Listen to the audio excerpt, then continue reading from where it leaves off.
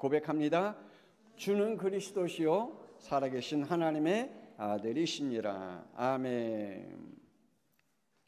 여러분, 우리는 한시라도 잊지 말아야 할 이 사탄 마귀,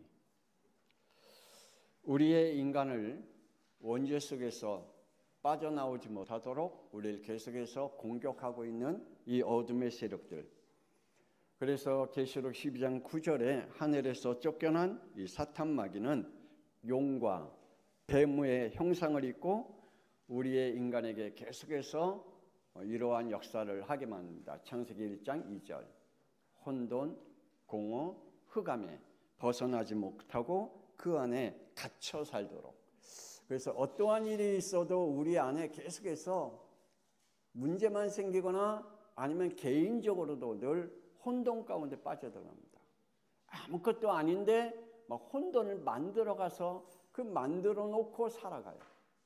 그리고 늘 마음에 공허함과 흑암에 갇혀 살아가고 있는 것을 봅니다. 이 사탄이 마귀가 하루는 에덴 동산에 찾아왔습니다. 그리고 하와에게 그의 신앙이 어떤지 요구를 합니다. 창세기 3장 1절의 말씀해 보니 뱀이 여자에게 물어 이르되 하나님이 참으로 너희에게 동산 모든 나무의 열매를 먹지 말라 하시더냐 라고 그의 신앙을 어떤지 요구해 봅니다.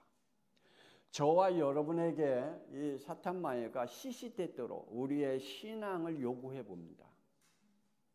우리의 신앙 고백이 어떨까? 그러면 아마 황당할 겁니다. 예수님께서 제자들에게 너희는 나를 누구라 하느냐라고 질문했을 때 당황했듯이 사탄 마귀가 우리에게 우리의 신앙을 한번 요구한다면 저와 여러분의 신앙 고백은 뭐라고 그 선포를 사탄에게 마귀에게 하겠습니까? 하와는 이렇게 당혹스럽게 이야기합니다. 창세기 3장 3절 하나님의 말씀에 너희는 먹지도 말고 만지도 말라 너희가 죽을까 하노라 라고 고백합니다. 맞습니까? 안 맞습니까? 하와의 고백이 신앙 고백의 그 하나님의 말씀에 맞는 신앙 고백입니까? 아니면 틀린 신앙 고백입니까? 우리가 보면 하나님의 말씀이라고 말해놓고 우리는 틀린 신앙 고백할 때가 참 많습니다. 우리는 성령의 인도라고 말을 해놓고 성령의 인도를 철저하게 받지 못하는 우리의 영적 상태 또한 볼 수가 있습니다. 그 당시 때 하와가 이 말씀을 그대로 선포했다면 어떻게 됐을까요? 창세기 2장 17절 그 말씀 뭐죠? 선악과를 따먹지 말라. 하나님이 따먹으면 반드시 죽는다 라는 말씀을 그대로 사탄 마귀에게 선포했다면 어떻게 됐을까요? 우리는 자꾸만 하나님의 말씀을 그대로 선포하기보다는 내 생각과 내 짐작과 내 신념과 내가 가지고 있는 생각들을 첨부해서 하나님의 말씀을 만들어내는 죄를 범할 때가 참 많이 있죠. 평상시에는 하와가 자기는 절대적인 믿음을 가졌다라고 아마 생각했을 겁니다. 그런데 고백은 달랐어요. 우리의 마음에는 분명히 그럴 겁니다. 나는 하나님 믿어. 나는 하나님을 부인할 수 없는 사람이야. 나는 하나님의 절대적인 사랑을 받고 있는 사람이야 라고 평상시에는 얘기할 수 있어요. 근데 사탄이 여러분에게 여러분의 신앙을 요구한다면 그러면 여러분 뭐라고 사탄에게 고백할까요? 예수님의 제자 가룟 유다도 그랬습니다. 예수님을 따라 다닐 때는 그의 믿음은 대단했습니다. 모든 사람들이 부러워할 정도로 그의 신앙은 참 좋았습니다. 그런데 누가복음 22장 3절의 말씀해 보니 사탄이 그 안에 들어갔다라고 말씀해 주고 있습니다. 그래 우리 안에 이 어둠의 생각과 어둠의 것들이 들어오면 우리의 믿음이, 우리의 고백이, 우리에게 주신 하나님의 미션과 사명을 완전히 잃어버릴 때가 있겠죠. 누가복음 22장 31절에도 보면 베드로가 이렇게 예수님이 말씀합니다. 시몬아 시몬아 보라 사탄이 너희를 밀가부르듯 하려고 요구하도다라고 말씀해 주고 있습니다. 그래요. 지금도 저와 여러분의 영적 삶을 살아가는 동안에 사탄은 지금도 우리에게 계속해서 요구하는 영적 생활의 고백을 사탄이 우리에게 요구하고 있습니다. 그러면 우리는 뭐라고 그 요구에 답하시길래요? 여러분이 지금 가지고 있는 그 답이 뭘까요? 하와 같은 답을 여러분이 가지고 계시는지요?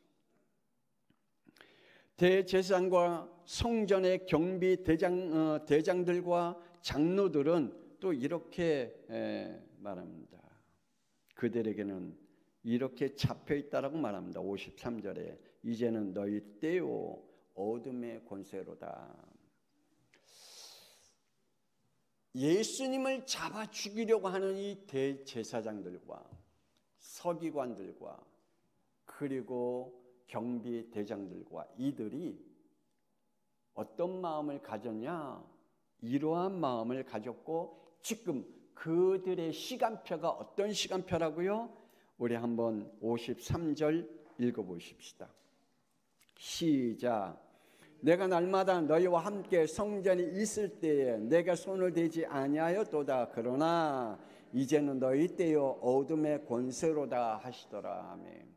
지금 시간표가 너 시간표다. 지금 너희들이 나를 잡아 십자가에 죽이려고 하는 그 시간표가 너희들의 시간표다. 어둠의 권세의 시간표다 라고 말씀하고 있습니다. 오늘 우리에게 하나님은 뭐라고 말씀하실까? 그리고 사탄은 우리에게 뭐라고 요구하고 있을까? 날마다 창세기 3장의 원조로 현실 문제로 오는 영적 문제들과 정신 문제와 마음 문제와 삶의 문제와 미래 문제 앞에서 사탄은 나에게 뭐라고 신앙 고백을 요구하고 있을까? 여러분이 현재 지금 어떤 문제에 사로잡혀 있습니까? 여러분에게 어떤 마음의 지금 영적 상태입니까? 사탄은 그때 여러분에게 신앙을 요구하고 있습니다. 그럼 여러분 뭐라고 그 신앙 고백을 하기를 원하고 계십니까? 예수님이 이 땅에 사람을 오셔서 고난을 당하시는 이유는 단 한 가지죠. 우리 인간에게 잘 먹고 잘 살기 하기 위해서 예수님이 이 땅에 오신 게 아닙니다. 우리의 질병을 치유하기 위해서 오신 것도 아닙니다. 예수님께서 이 땅에 오신 이유는 단 한 가지입니다. 창세기 3장 원죄로운 죄의 저주와 지옥의 저주와 사탄의 저주를 끝내시기 위해서 이 땅에 오신 줄 믿습니다. 우리가 매년 맞이하는 이 고난 주간에 우리에게 어둠의 권세가 우리 때가 되지 않기를 권세는 주 예수 그리스도의 이름으로 축복합니다. 우리에게 어둠의 때가 온다면 어떻게 되겠어요? 이 대제사장과 서기관과 유대인들에게 그들에게는 어둠의 때가 왔다 그랬습니다. 예수님을 십자가에 못 박혀 죽이려고 하는 때가 그들에게 시간표가 왔어요. 우리에게는 이러한 시간표가 오지 않아야 되지 않겠습니까? 그런데 온다면 어떻게 될까요? 첫 번째로 원죄로 품고 사는 문제들입니다. 우리는 나와 사람들에게 실망할 필요가 전혀 없죠. 우리는 때로 이렇게 하죠. 참 나에 대해서 스스로 실망할 때가 참 많잖아요. 그런데 우리는 사람들에게 또 나에게 실망할 이유가 전혀 없습니다. 왜 그렇죠? 하나님은 이렇게 말씀합니다. 로마서 3장 21절에 모든 사람이 죄를 범하였음에 하나님의 영광에 이르지 못한다라고 말씀하고 있습니다. 모든 사람들은 하나님의 영광에 이르지 못하는 죄를 범했다. 우리는 내가 잘났다, 네가 잘났다 할 필요가 없습니다. 왜 그렇습니까? 로마서 3장 10절에 의인은 없나니 하나도 없다라고 말씀해 주고 있습니다.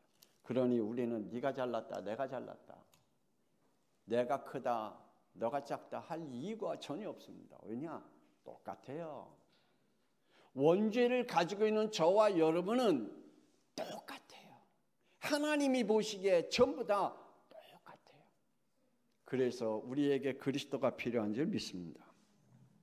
내 안에 품고 사는 원죄입니다. 우리의 신앙 고백을 하나님에 대한 믿음의 고백이라 자부심을 갖곤 합니다. 그런데 그 고백이 창세기 3장 3절의 고백이 되어져서는 안 됩니다. 하나님에 대한 불신앙의 고백을 우리는 할 때가 참 많습니다. 나는 하나님에 대한 믿음의 고백인데 하나님이 보실 때는 하나님의 불신에 대한 고백이에요. 저와 여러분의 고백이 믿음의 고백인 것 같은데 하나님이 보실 땐 불신의 고백을 우리가 할 때가 얼마나 많은지 모릅니다. 창세기 1장 27절 우리는 어떤 존재입니까? 하나님의 영으로 지음받은 존재 아닙니까? 그런데 우리의 자신에 대한 불신을 할 때가 많습니다. 그래서 나는 하나님이 없어. 하나님이 나와 함께 하지 않으신가 봐. 하나님에 대한 내 자신에게 향한 불신을 할 때가 참 많습니다. 저와 여러분은 하나님의 영으로 지음을 받은 줄 믿습니다. 창세기 4장 3절에 우리의 믿음의 생활이 구원의 축복을 누리는 생활이 아니라 종교 생활을 하고 있다면, 구원과 전혀 관계없는 믿음의 생활을 하고 있다면, 가인과 같이 유대인들과 같이 우리는 의식적이든 무의식적이든 벌어지는 일들, 일어나는 일들에 대해서 날마다 이렇게 떠버리고 있습니다.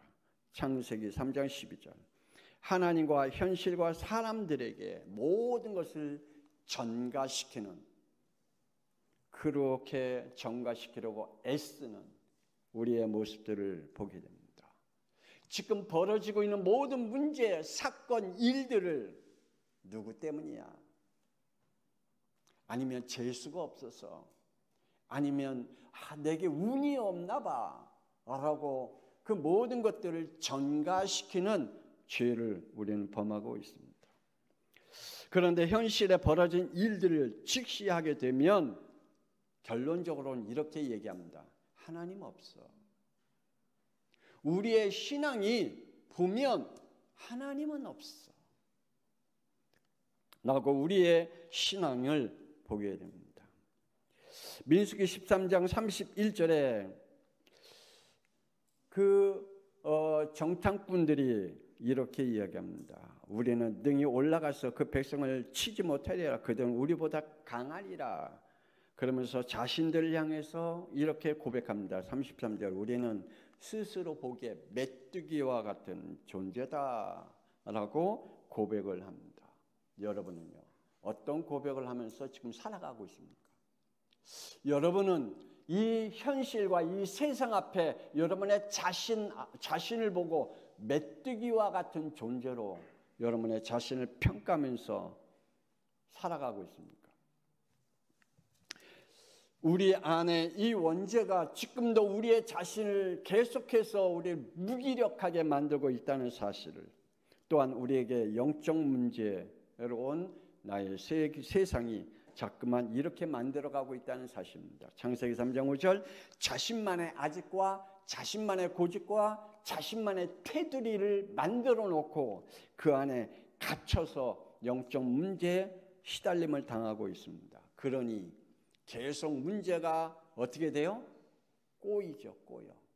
그래서 창세기 3장 18절에 가시덤불과 엉겅퀴같이 꼬이는 세상을 만들어가고 있습니다. 여러분이 계속해서 삶의 문제 속에, 여러분의 머릿속에 자꾸만 꼬여가서 답을 찾지 못하게 만드는 여러분의 아집과 고집과 여러분이 가지고 있는 여러분의 법이, 권세는 주 예수 그리스도 이름으로 무너지기를 원합니다. 우리는 마냥 좋을 수만은 없습니다. 때로는 창세기 12장 10절에 아브라함과 같이 기근이 오는 날이 옵니다. 우리에게 하나님 믿는다고 했지만 우리가 이 땅에 사는 동안에 땅에 기근이 오면 우리는 똑같이 그 기근 속에 빠져 들어갈 수밖에 없습니다. 그러면 또 원죄의 불신이 우리 안에 들어옵니다. 아브라함과 같이 이렇게 말 같지 않는 생명줄을 붙잡고 살아가려고 합니다. 아브라함 뭐라고 그랬습니까? 창세기 12장 13절에 말하기를 원하건대 그대는 나의 누이라 하라. 그리하면 내가 그대로 말미암아 안전하니 내 목숨이 그대로 말미암아 보존되리라. 말 같지 않는 생명줄을 붙잡았잖아요. 우리의 생명의 주인은 하나님이신데 그 기근을 일으키고 그 기근을 없애신 분은 하나님이신데 하나님을 붙잡지 않고 누구를 붙잡아요? 세상 애굽을 붙잡아요. 누구를 붙잡아요? 자기 아내를 누이라고 속이면서까지 그 생명줄을 붙잡으려고 해요. 오늘 저와 여러분이 지금 붙잡으려고 하는 우리의 영적 문제가 뭘까요? 우리가 붙잡으려고 하는 세상이 뭘까요? 오늘 이 시간에 우리의 붙잡으려고 하는 그러한 어둠의 세상은 권세 있는 주 예수 그리스도의 이름으로 결박된 시간 되기를 원합니다. 우리의 신앙은 늘 이렇게 신앙생활해요. 복음 세상과 종교 세상에서 오락가락하면서 신앙생활해요. 아브라함도 그랬어요. 창세기 15장 10절에 아브라함이 그 모든 것을 가져다가 그 중간을 깨고 그 쪼갠 것을 마주대어 놓고 그 새는 쪼개지 아니하였더라. 하나는 피 흘렸어요. 하나는 피 흘리지 않았어요. 우리의 신앙생활이 복음 세상과 종교 세상과 왔다 갔다 하는 신앙생활을 해요. 아브라함과 같이. 이해가 됩니까? 지금 말씀 전하는 게 이해가 안 됩니까? 여러분에게 이 말씀이 이해가 되어지길 원합니다. 결국은 영적 시간표가 찾아옵니다. 12절에 해 질 때 아브라함에게 깊은 잠이 임하며 큰 흑암과 두려움이 그에게 임하였더라. 여러분, 복음 세상과 종교 세상과 우리가 왔다 갔다 하는 영적 문제에 걸려들면 우리에게는 이러한 큰 흑암과 그리고 두려움이 임하게 되는 날이 찾아옵니다. 오늘 이 모든 것들이 무너지기를 주 예수 그리스도의 이름으로 축복합니다.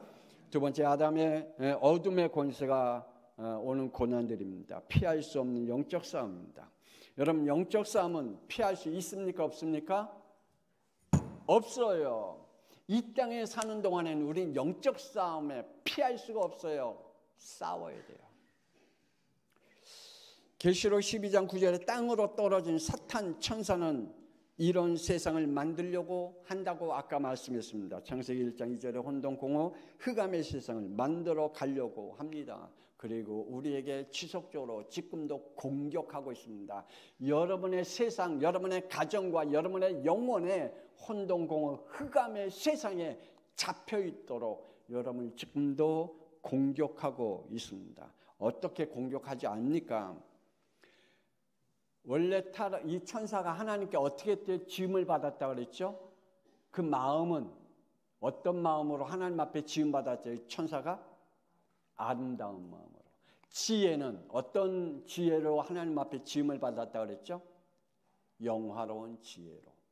그런데 타락하고 난 이후에 그들에게는 그들의 아름다운 마음을 가진 척, 그래서 불의한 마음으로 영화로운 지혜를 가진 척하면서 더러운 지혜로 우리에게 공격하고 있다는 사실입니다.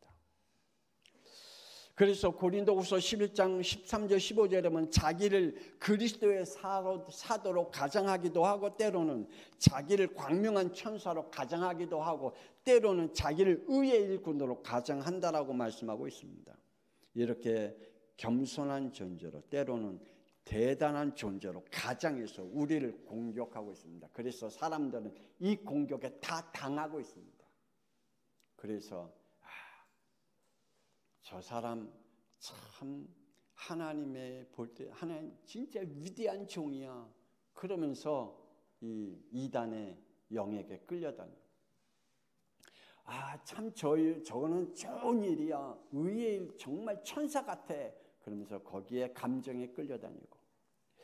그래서 우리의 영의 것들을 다 빼앗기는 영들이 있습니다. 그래서 베드로전서 5장 9절에 말씀하기를 고난을 당하면서까지 피하지 말고 싸워라 라고 말씀해 주고 있습니다. 여러분, 사탄과 어둠의 세력과는 피할 수 없는 싸움임을 여러분이 살아있는 동안에 그 사실을 깨닫기를 원합니다. 창세기 3장 원죄 이후에 우리의 자신과 싸워야 되고요. 그리고 현실 유혹과 싸워야 되고요. 그리고 우리 안에 있는 죄성과 싸워야 됩니다. 그래서 주님이 하나님 말씀합니다. 죄를 다스려라. 근데 우리에게 죄를 다스릴 수 있는 영적 힘이 없어졌습니다. 우리는 복음의 순종과 복종하지 못하게 하는 마귀와 싸우시기를 원합니다.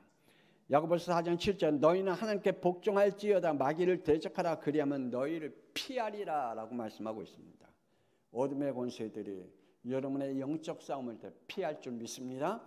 담대하게 여러분의 영적 축복을 함께 누려야 됩니다. 안 그러면 어둠의 권세가 승리하게 됩니다. 그리고 승리한 듯하게 보입니다. 하나님은 왜 불신 세상에 더 승리하게 하실까?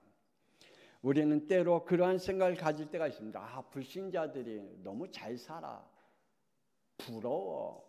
오히려 불신자들이 이렇게 화려하게 살아라고 우리는 그들을 부러워할 때가 있습니다. 그리고 그들의 눈치를 보면서 살 때가 있습니다.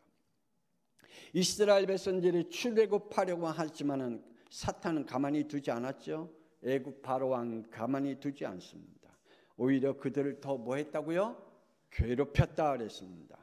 그래서 영적 지도자 모세에게 그리고 하나님께 대한 원망을 쏟아 붓습니다. 출애굽기 5장 21절에 너희가 우리를 바로의 눈과 그의 신하의 눈에 미운 것이 되게 하고 그들의 손에 칼을 주며 우리를 죽이게 하는도다. 여호와는 너희를 살피시도와 판단하시기를 원하노다. 왜 우리를 가만히 놔두지? 불신자들 애굽 바로 왕에게 그리고 그들의 신하들에게 그들의 군중들에게 이스라엘 그 애굽 사람들에게 왜 우리가 미운 오리 새끼 같이 그렇게 눈치 보게 하느냐? 그냥 가만히 놔두지.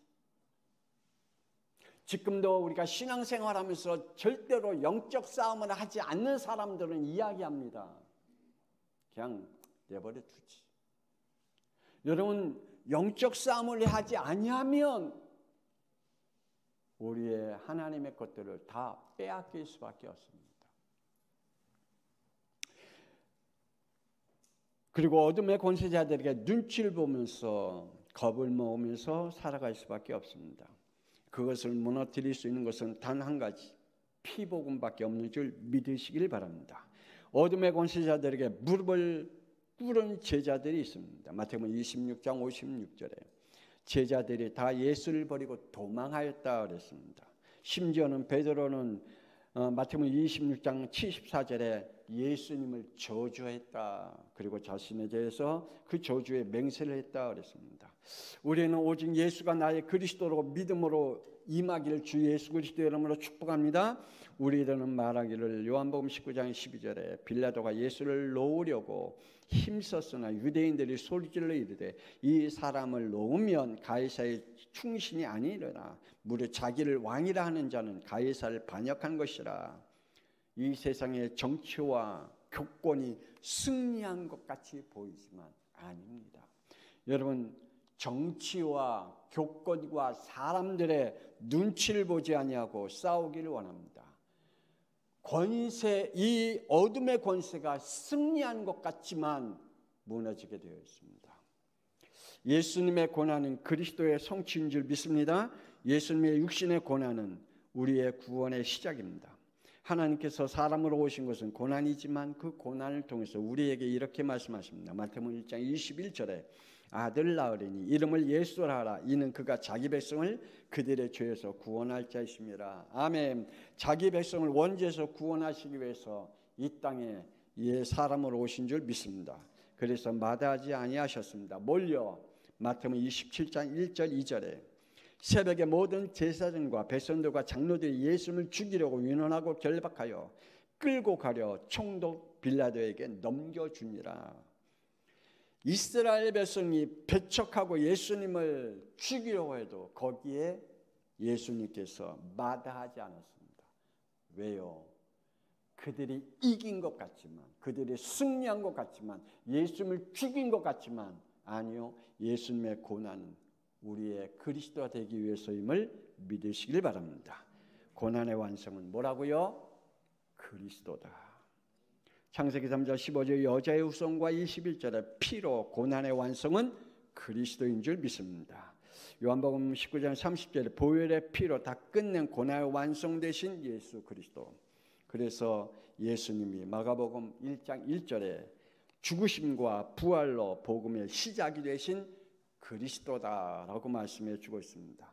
완성된 그리스도로 고난의 동참과 복음의 시작이 되어지기를 권세 있는 주 예수 그리스도의 이름으로 축복합니다. 기도하십시다.